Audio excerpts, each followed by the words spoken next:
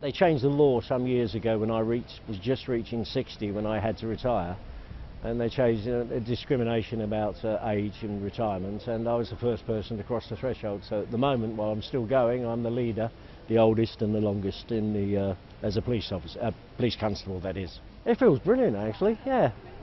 Obviously I work with a lot of very young people. Even the 40-year-olds I work with are young to me now. But I've done some things where I've been 25 years above my kind of colleagues around me, especially when I was working on what is called the TSG, if you know them.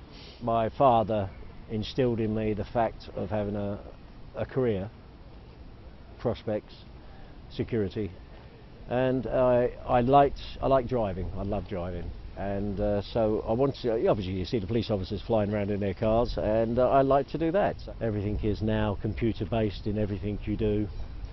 We're more susceptible, obviously, to the press. Everybody's got a camera, everybody's got a phone, and so everything you do is scrutinised immediately by somebody. So you have to change a little bit. You can't say some things you may have said in those days, but that's just life. When I first started, it's about 67, 68, was a place, Grosvenor Square, American Embassy, a Band bomb, and that was very violent, very, very violent. We had a lot of horses involved, and they were throwing darts at the horses. They were throwing marbles on the ground to kick out, you know, so they would actually slide on them, which they did, and 1 or 2 horses came down, and 1 or 2 officers got quite seriously injured. We had no protection gear at that particular time. We didn't have any vests or anything else. We were just a Mac. That was your protection, a long Mac. There was nothing else. Well, the personnel I work with haven't changed. They're still coppers to me. And we deal with the same, technology is the thing. It scares the life out of me.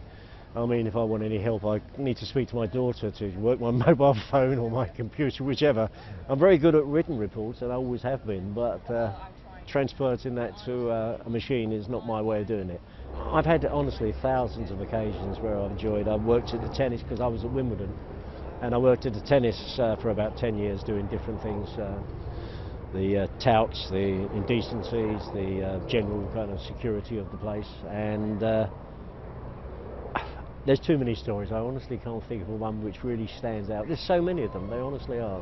The last few days, and especially obviously what's been happening to me this week with interviews and speaking to the senior members of the Metropolitan Police Commissioner and such, yeah, it's starting to, not exactly a tear in your eye, but it's most certainly getting a bit of a lump in the throat thinking about going and what am I going to do. Got my warrant card in my right-hand back pocket, and it's been there for 47 years, and the first thing I do as soon as I get up is to put my hand to my pocket to make certain it's still there. And I'm going to, oh, it's not there, it's not there. It's a difficult thing, but we all retire at some stage in life, and you've got to move on. I'm going to do some mini-cabbing. I've got a licence, and I'm going to do some of that, but I'm going to do a lot of travelling, and my wife over there has got a tremendous amount of work for me to do at home, which I've neglected through the number of hours I've been working.